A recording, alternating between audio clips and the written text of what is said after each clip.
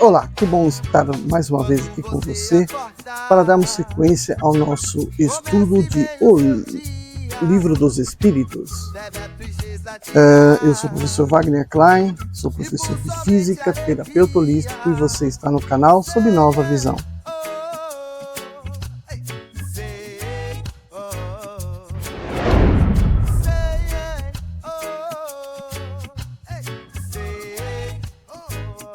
Hoje vamos dar sequência, então, às questões do último item do capítulo 7, que é esquecimento do passado. Questão número 395. Podemos ter algumas revelações sobre nossas existências anteriores? Responde o Espírito. Nem sempre. Muitos sabem, entretanto, o que foram e o que fizeram. Se lhes fosse permitido dizê-lo abertamente, fariam singulares revelações sobre o passado. 396. Certas pessoas creem ter uma vaga lembrança de um passado desconhecido que se lhes apresenta como uma imagem fugídia de um sonho que se procura em vão reter. Essa ideia não é uma ilusão? Algumas vezes é real, mas frequentemente é uma ilusão contra qual é preciso se colocar em guarda, porque pode ser o efeito de uma imaginação superexcitada. E o que é uma imaginação superexcitada? Então, vamos entender o que o Espírito está dizendo aqui, né? Quando a gente, alguns momentos da nossa vida, nosso espírito se desloca do nosso corpo, tá? E aí foram classificadas algumas formas pelas quais isso acontece, né? É chamado de desdobramento ou emancipação da alma. E os mais comuns são quando a gente dorme. Quando a gente dorme, nosso espírito se despreende um pouco do nosso corpo, o nosso perispírito, né, se desloca um pouco do nosso corpo e, portanto, nossa alma fica ligeiramente afastada do corpo. Ligeiramente eu digo por quê? Porque normalmente as pessoas estão com a cabeça cheia das coisas que fizeram durante o dia, com a cabeça cheia das coisas que vão fazer no dia seguinte. Enfim, as pessoas hoje em dia, né, têm sempre a mente ocupada até mesmo na hora que vão dormir. E aí, portanto, o descanso necessário para o corpo, né, ainda faz com que o espírito ainda esteja embebido das vivências do dia, né?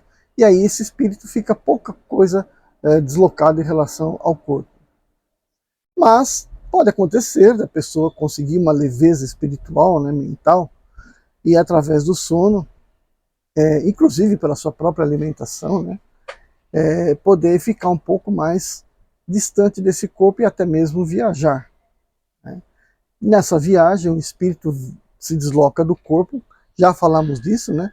Carregando as vibrações ainda do corpo, está ligado pelo cordão, chamado cordão de prata, que mantém o corpo vivo, né? O espírito preso ao corpo, então, portanto, vivo, né? Então não é possível ali acontecer, o espírito se desprendeu, o corpo morreu, não. O corpo está ligado porque o corpo tem a sua energia vital e continua, né, a todo vapor, agora mais porque está descansando. Então ele está lá de alguma forma preso magneticamente ao espírito que consegue se distanciar. Agora, essa distância também tem distâncias próprias, né? Então, por exemplo, no estado de, como ele diz aqui, superexcitado, ou seja, estado excitado, esse espírito está bastante afastado do corpo. E aí, nesse estado, ele está em grande vivência no mundo espiritual. Grande vivência no mundo espiritual pode fazê-lo ter pouquíssima atração pelo corpo físico e uma grande vivência de experiências daquele lado de lá. Então, quando ele volta para o corpo, ele volta recheado de informações. Se for possível que o cérebro comporte essas informações, pode então sair daí essas informações, que ele diz aqui, da imaginação superexcitada. Questão número 397. Nas existências corporais de uma natureza mais elevada do que a nossa, a lembrança das existências anteriores é mais precisa? Resposta: sim. À medida que o corpo é menos material, lembra-se melhor. A lembrança do passado é mais clara para aqueles que habitam os mundos de uma ordem superior. Ou seja, né? De novo, é a questão da influência da matéria sobre o espírito. Questão 398. As tendências instintivas do homem, sendo uma reminiscência do seu passado, segue-se que, pelo estudo dessas tendências, pode conhecer as faltas que cometeu? Resposta: sim, sem dúvida. Até um certo ponto, mas é preciso ter em conta o progresso que pode ter-se operado no espírito e as resoluções que tomou no estado errante, né? A existência atual pode ser muito melhor do que a precedente. Então vamos entender, depois do desencarne da última existência física, ele passou pelo tempo na erraticidade, e nesse momento ele pode ter se aperfeiçoado, aprendido, conhecido novas coisas, né? E então, portanto, já se tornou melhor do que ele deixou o corpo. Aí o Kardec continua na mesma pergunta. Pode ser pior? O homem pode cometer em uma existência faltas que não cometeu na precedente? Aí o espírito vai responder: isso depende de sua elevação. Se não sabe resistir às provas, ele pode ser arrastado a novas faltas, que são a consequência da posição que escolheu. Mas, em geral, essas faltas acusam mais um estado estacionário que um estado retrógrado, porque o espírito pode avançar ou parar, mas não recua. Então, pode cometer novas falhas que ele não havia cometido? Pode, mas de mesma natureza daquelas que ele está querendo resgatar-se, né? Então ele continua na mesma, né? 399. As vicissitudes da vida corporal, sendo ao mesmo tempo uma expiação pelas faltas passadas e provas para o futuro, segue-se que da natureza dessas vicissitudes se pode induzir o gênero da existência anterior? Resposta: muito frequentemente, pois cada um é punido por aquilo que pecou. Entretanto, não é preciso fazer disso uma regra absoluta. As tendências instintivas são um índice mais certo, porque as provas que o espírito suporta são tanto pelo futuro como pelo passado. O que quer dizer isso, né? Se você corrige alguma coisa do passado, significa que esses erros não vão reaparecer lá no futuro, né? E aí o Kardec vai fazer uma consideração grande. Alcançando o termo marcado pela providência para a sua vida errante, o próprio espírito escolhe as provas às quais quer se submeter para acelerar o seu progresso, quer dizer, o gênero de existência que ele crê mais apropriado para fornecer-lhe os meios, e essas provas estão sempre em relação com as faltas que deve expiar. Se triunfa, eleva-se. Se sucumbe, está por recomeçar.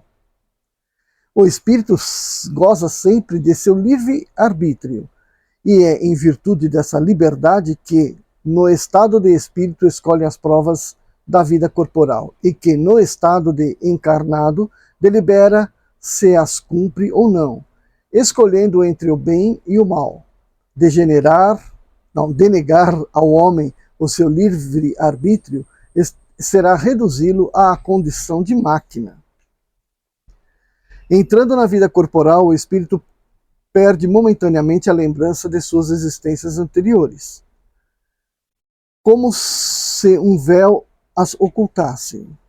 Todavia, se ele tem algumas vezes uma vaga consciência, e elas podem mesmo lhe serem reveladas em certas circunstâncias, mas é apenas pela vontade de espíritos superiores que o fazem espontaneamente, com um fim útil e jamais para satisfazer uma vã curiosidade. As existências futuras não podem ser reveladas em nenhum caso, pela razão de que elas dependem da maneira que se cumpra a existência presente e da escolha ulterior do espírito. O esquecimento das faltas cometidas não é um obstáculo ao progresso do espírito, porque, se não tem uma lembrança precisa, o conhecimento que teve no estado errante e o desejo que tomou de as reparar guiam-no pela intuição e lhe dão o pensamento de resistir ao mal. Esse pensamento é a voz da consciência, que é secundada pelos espíritos que o assistem. Se escuta as boas inspirações que sugerem. Se o homem não conhece os atos que cometeu nas suas existências anteriores, ele pode sempre saber de que gênero as faltas que tornou culpado e qual era seu caráter dominante. Basta estudar-se e pode julgar do que foi, não pelo que é, mas por suas tendências. Então, só um breve comentário. É aqui que entra, né, mais uma vez, a questão da reforma íntima. O que é a reforma íntima? É a pessoa checar todas as suas más qualidades. Checar se elas existem e em que grau estão. E baseado nisso, poder mais ou menos direcionar por onde deve estar sendo a sua trajetória de melhora, né? Ou seja, aquelas defasagens que se apresentam ainda na sua conduta moral devem ser aquelas que os trouxeram de volta para cá para poder melhorar, né? Então é muito simples, né? Muito relativo. E muito bacana aquele que consegue, então, superar todas essas falhas.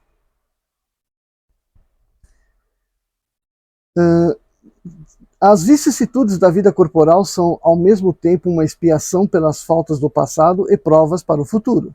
Elas nos depuram e nos elevam segundo as suportemos com resignação e sem murmurar.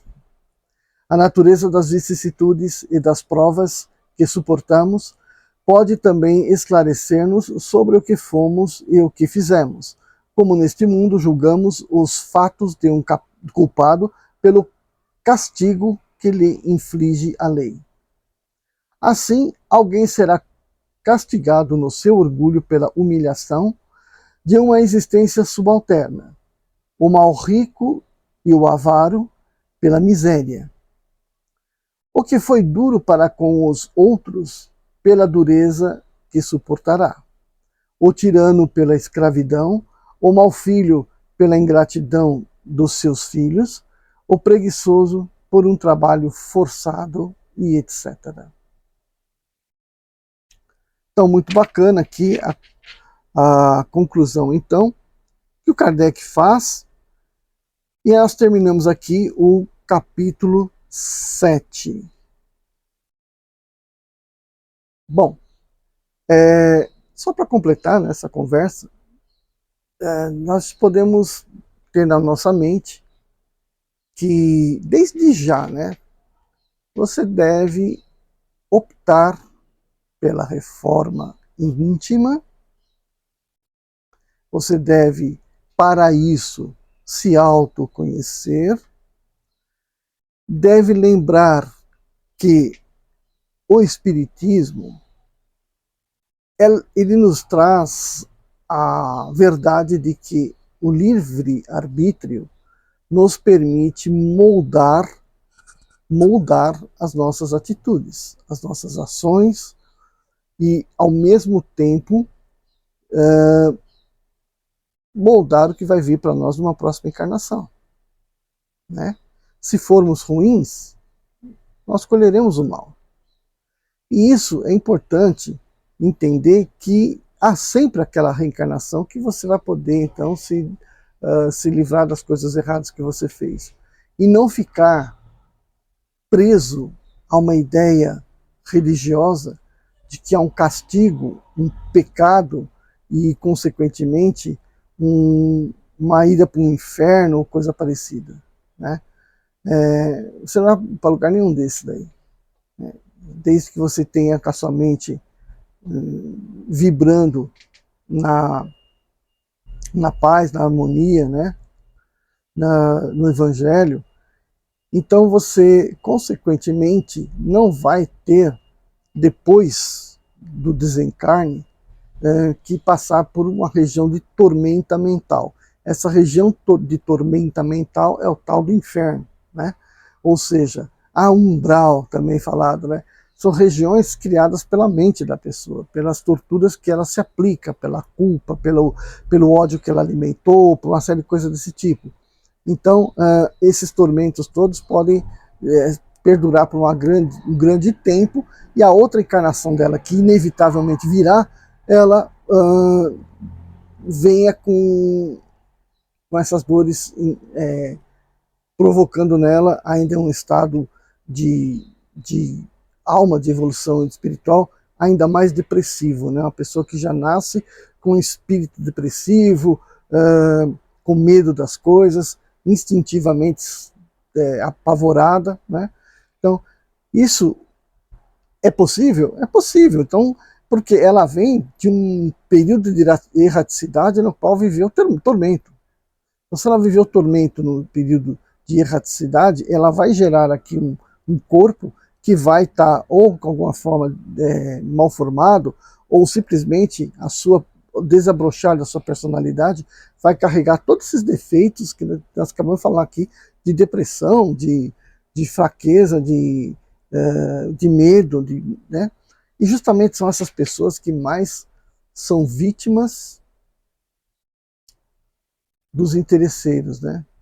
Por que isso? Porque o interesseiro quer, de alguma forma, fazer com que você seja uma pessoa medrosa, apavorada, porque ele terá para você uma religião para te oferecer, na qual você se vincula e fica preso a certas doutrinas, a certas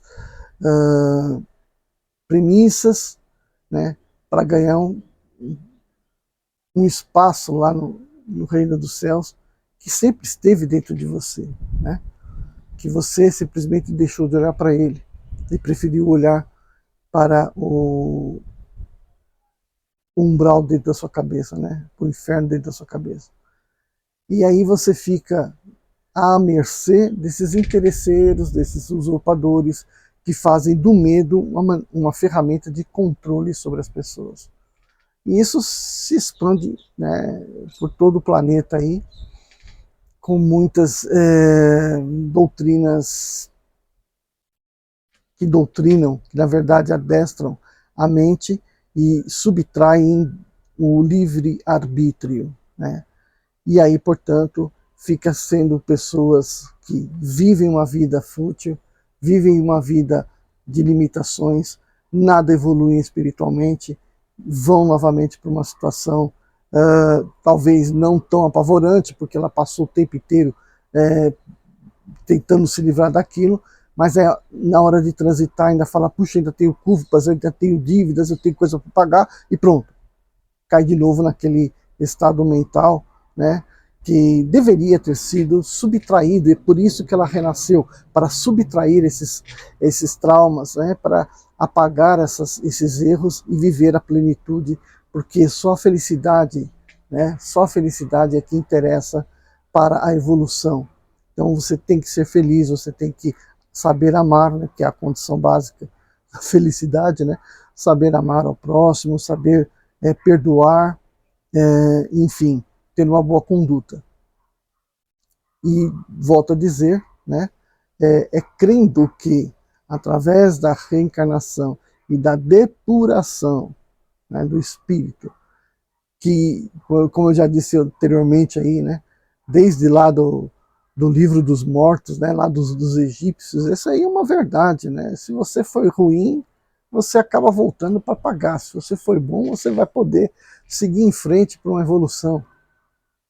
E é mais ou menos isso que está escrito lá, e que o Espiritismo aqui também nos fala.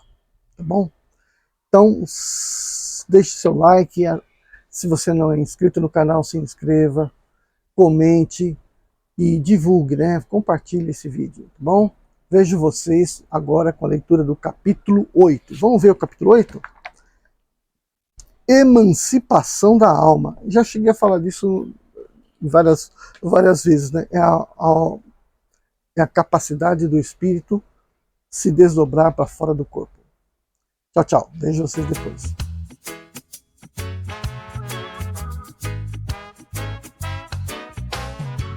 Quando você acordar, comece bem o seu dia. Deve a tristeza tirar e por somente alegria